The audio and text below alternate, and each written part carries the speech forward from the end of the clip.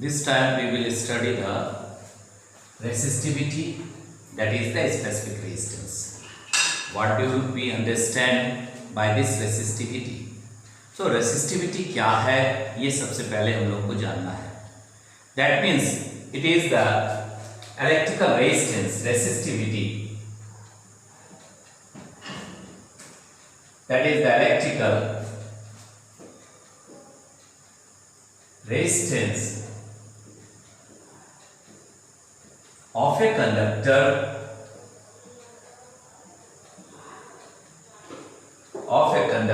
of unit cross sectional area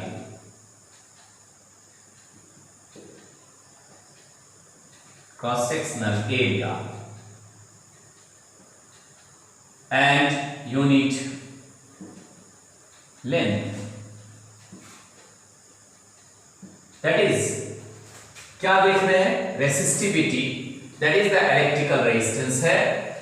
कहां, कब, condition पे, किस कंडीशन पे? यूनिट क्रॉस सेक्शन एरिया और यूनिट लेंथ अगर लेते हैं, ऐसे में यूनिट कंडीशन अगर आप लेते हो तो उस समय इलेक्ट्रिकल रेजिस्टेंस ही रेसिस्टिविटी है. दैट मींस अगर हम यहां पर मान लो, सपोज करो कि यूनिट क्रॉस सेक्शन एरिया आप ले रहे हैं और यूनिट लेंथ ले रहे हैं. Suppose this is the unit cross section area, ऐसा मानते हैं, that is the unit volume. अगर यूनिट वॉल्यूम में आप कंसीडर कर रहे हैं ऐसे में, तो यहां पर जितना भी रेजिस्टेंस है फॉर द यूनिट एरिया और फॉर यूनिट लेंथ, तो ऐसे में जो रेजिस्टेंस ऑफर किया जा रहा है for this condition is known as resistivity. Resistance at this condition, resistance is equal to resistivity.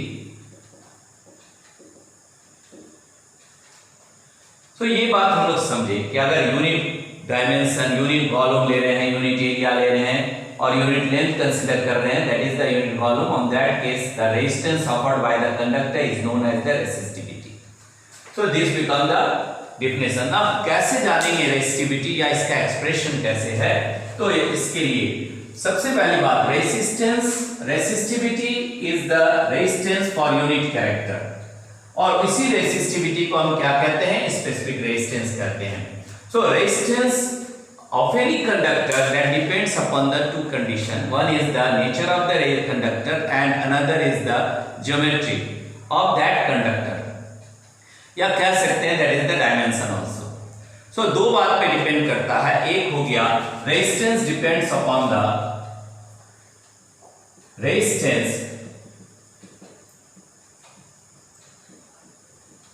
depends on nature of the conductor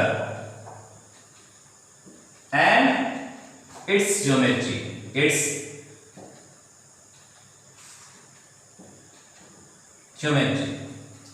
और कह सकते हैं that is the dimension.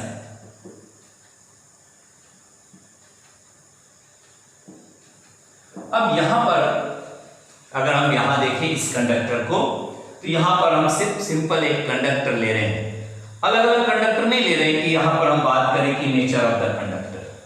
सो ऐसे में एक अगर कोई कंडक्टर है और इसकी लंबाई आपने L लिया है, of the cross section area for this is the A is the cross section area and L is the length of the conductor. So resistance depends upon the कौन फैक्टर पे? Length of the conductor and the area of cross section. So पहला बात हम जान रहे हैं कि resistance is directly proportional. Resistance is directly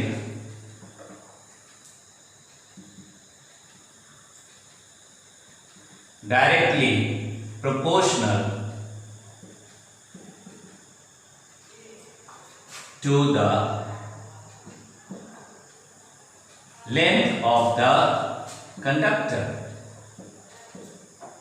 इसका मतलब यहां हम क्या बात कर रहे हैं? Directly proportional to the length of the conductor है. इसका मतलब यहां पर R, that is R is directly proportional to the L. L increase करेगा तो रेजिस्टेंस इंक्रीज करेगा।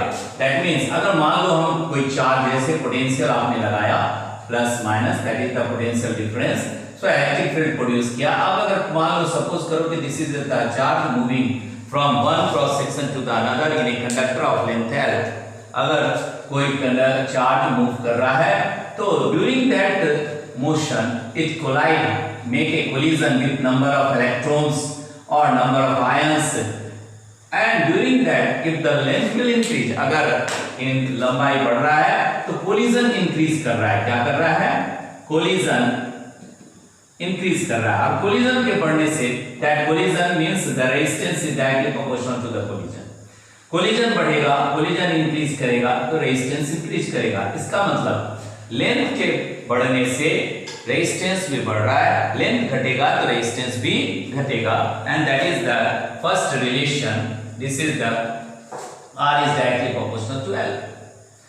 सो पहला बात आप जाने। दूसरा बात हम लोग क्या कंसीडर कर रहे हैं कि रेजिस्टेंस किसी क्रॉस सेक्शन एरिया पे क्या होगा। तो मान लेते हैं कि क्रॉस सेक्शन एरिया का चेंज होना या बड़ा होना या छोटा होना, that means it will allow the number of charges पर unit time, that is the current, means the flow of the current charge will increase with the area of cross section will increase। अगर मान लो यहाँ पर हमने charges लिया और ये charge के लिए ये एरिया ज्यादा है, तो एरिया ज्यादा है तो ज्यादा चार्ज मूव कर रहा है, और flow of the charge to the per unit time is the current. इसका में करंट की मात्रा यहाँ बढ़ रही है, करंट बढ़ेगा, एरिया ऑफ क्रॉस सेक्शन बढ़ेगा तो करंट बढ़ेगा।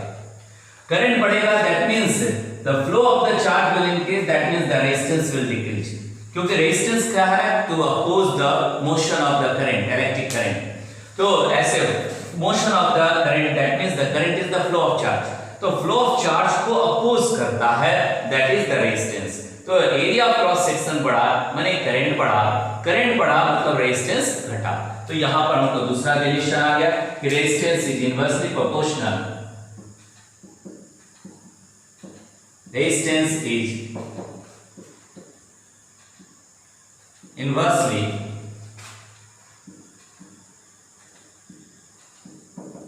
proportional to the area of cross section।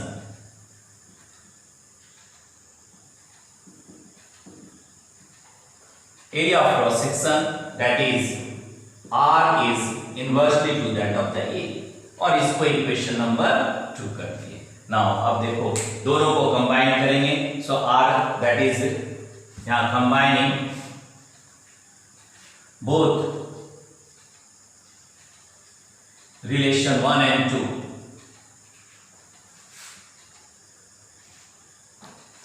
Combining 1 and 2 we get कितना आया? तो ऐसे में R is directly proportional to L by A। और प्रोपोर्शनलिटी कांस्टेंट को हटाने के लिए प्रोपोर्शनलिटी को हटाने के लिए कांस्टेंट लगाया, and that constant is the resistivity.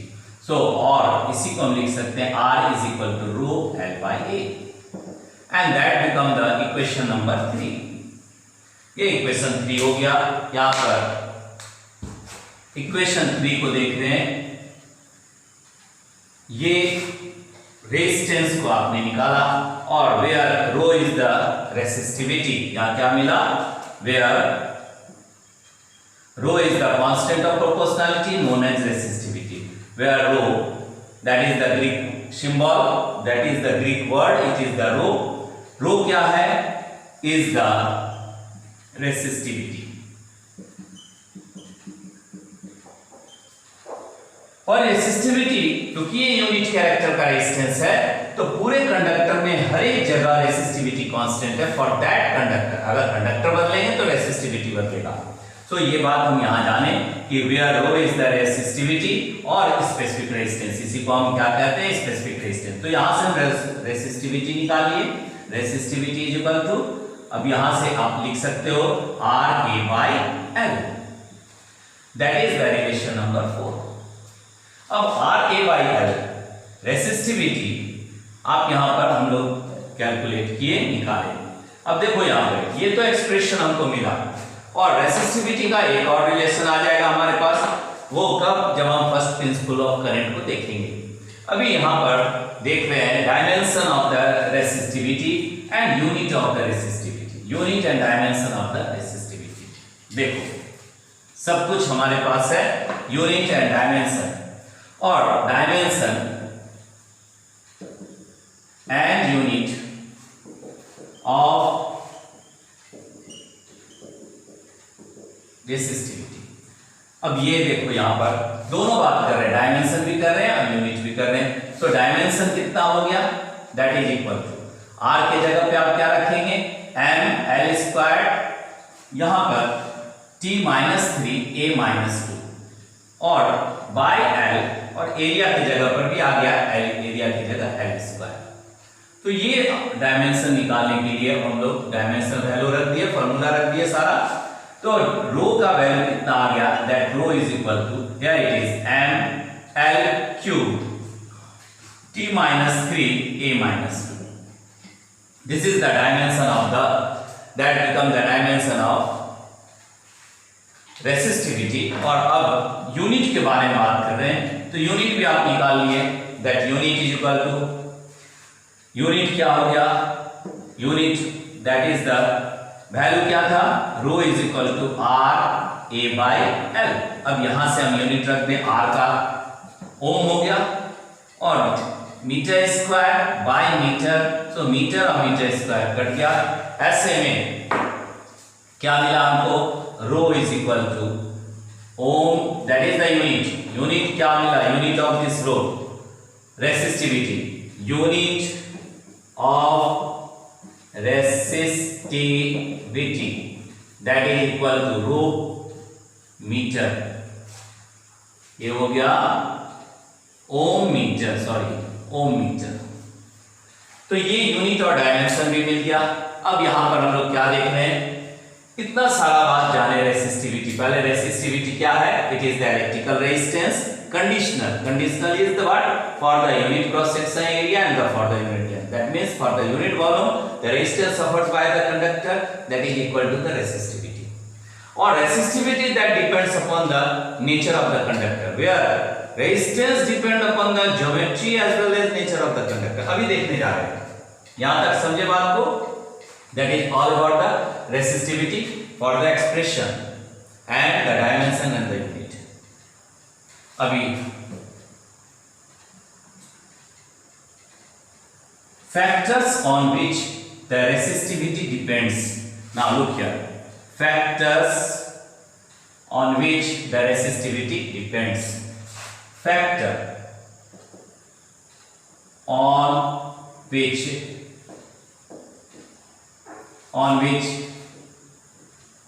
resistivity depends. Resistivity किन किन बातों पे डिपेंड करता है, अभी according to the relation resistance we know that, since देखो, since R is equal to, यहां पे कितना आ गया, R is equal to ml by N E square A top. अब ये रिलेशन हमारे पास आ रहा है, दैट इज द दोनों का relation.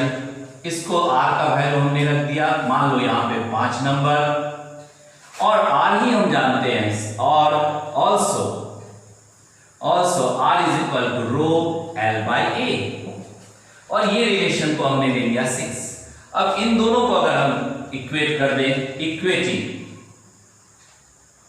Equating 1 and 5 and 6, 5 and 6 we have, कितना आया, we have, अब यहां पे देख रहे हैं 5 and 6 को, तो ये रिलेशन हमारे पास आ गया, that is rho is equal to, यहां से एल और ए कैंसिल हो गया, so m by N E square A top, sorry A नहीं रहेगा क्योंकि ए भी कैंसिल हो गया दोनों में, that is the top, and top we know that it is the relaxation time.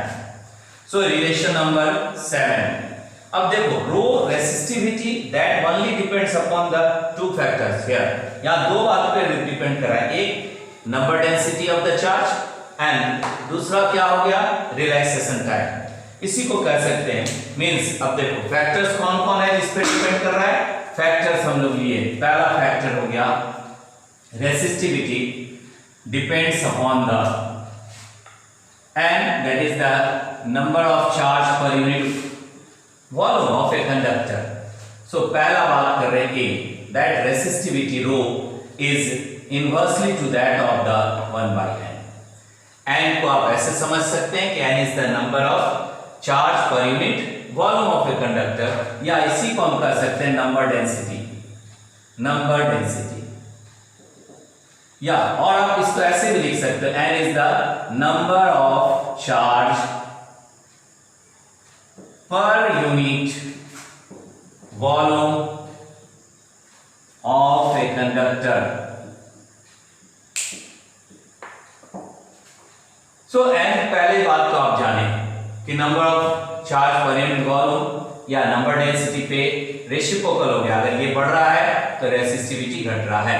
दूसरा बात यहाँ पे v क्या मिला, that relaxation time. Relaxation time भी हम लोग जान रहे हैं अच्छी तरह से, that is the time period between the two successive collision. So यहाँ ये भी मिल रहा है कि rho is the 1/tau, that is the relaxation time.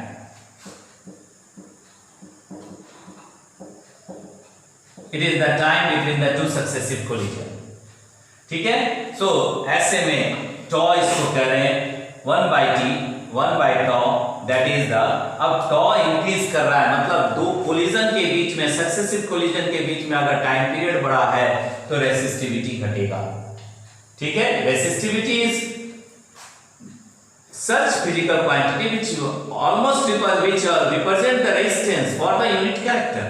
Unit character के रेजिस्टेंस को जो रिप्रेजेंट कर रहा है वही रेसिस्टिविटी है। तो एक तरह से अपोजिशन का घटना रिलैक्सेशन टाइम के बढ़ने से, अगर दो कोई चार्ज मूव कर रहा है और उसको मूव करने में ज्यादा समय लग रहा है, मोमेंट ज्यादा दूर तक हो रहा है, तब कोलाइड कर रहा है, इसका मतलब वहां रेजिस्टेंस कम है, वहां रेसिस्टिविटी कम है, that is the reciprocal condition. ठीक है, अब ये दो फैक्टर है। हाँ, तीसरा factor mass of the charge is constant, charge का value that is also constant. So उन दोनों पे नहीं हुआ, दो ही बात पे डिपेंड कर रहा है, रेसिस्टिविटी। लेकिन एक और बात हम यहां देख रहे हैं कि resistivity only depends upon the known point. Note, resistivity only depends on, किन बात पे डिपेंड कर रहा है, only depends on the nature of the conductor, on nature of the conductor। जबकि रेजिस्टेंस दो बात, nature as well as geometry, वो दो बात पे डिपेंड करता है। देखो कैसे हम समझा देते हैं, आप समझ लीजिएगा। यहाँ पर रेजिस्टेंस को आपने लिखा R इज इक्वल टू कितना हो गया, तो हम लिखे according to the first principle R is equal to, यहाँ रेजिस्टेंस को हम यहां देख रहे हैं, सपोज करो कि हम रेजिस्टेंस को यहां पर देख रहे हैं, ये हो गया R according to the first principle R is equal to ml by ne square a tau। अब देखो यहाँ L भी है A भी है, और रेजिस्टेंस को अगर हम देखते हैं यहाँ पर इस कंडीशन पे, तो R is directly proportional to L, R is inversely to that of the area of cross section. R का और दो फैक्टर हो गया, एक फैक्टर हुआ, एक B फैक्टर हो गया, एक C फैक्टर हो गया। क्या हो गया C factor, that is R that inversely to that of the n number density, और D भी मिल रहा है, that is the R is inversely to that of the 1/tau relaxation time. तो यहां पर डायमेंशन भी है या ज्योमेट्रिकल रिलेशन भी है, ज्योमेट्री भी है, इसका क्या लेंथ है, एरिया है, उस पे भी डिपेंड करता है रेजिस्टेंस, और नेचर ऑफ द कंडक्टर पे भी डिपेंड करता है। अगर कंडक्टर आप आयरन लिए, कंडक्टर आप कॉपर लिए, कंडक्टर आप कोई और एलिमेंट ले रहे हैं, तो ऐसे कंडीशन पे जो कंडक्टर ले रहे हैं उसके नंबर डेंसिटी और रिलैक्सेशन टाइम पे भी रेजिस्टेंस डिपेंड करता है। इसका मतलब रेजिस्टेंस के लिए दो फैक्टर हो गया, जो अभी पहले हम लोग लिखे भी थे, जाने भी थे कि रेजिस्टेंस डिपेंड ऑन, जबकि यहाँ पर resistivity depends only on the nature of the conductor. यहाँ पर रेजिस्टेंस क्या हो गया, resistance depends on both nature and its geometry, both nature of conductor and its geometry.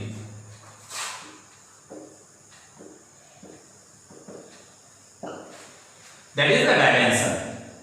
So दोनों ये बात एक डिफरेंस के रूप में भी हम कंसीडर करते हैं, that resistivity only depends on the nature of the conductor, जबकि resistive resistance that depends on the two factor. So ये बहुत अच्छी तरह से हम लोग जाने, ये था all about this resistivity.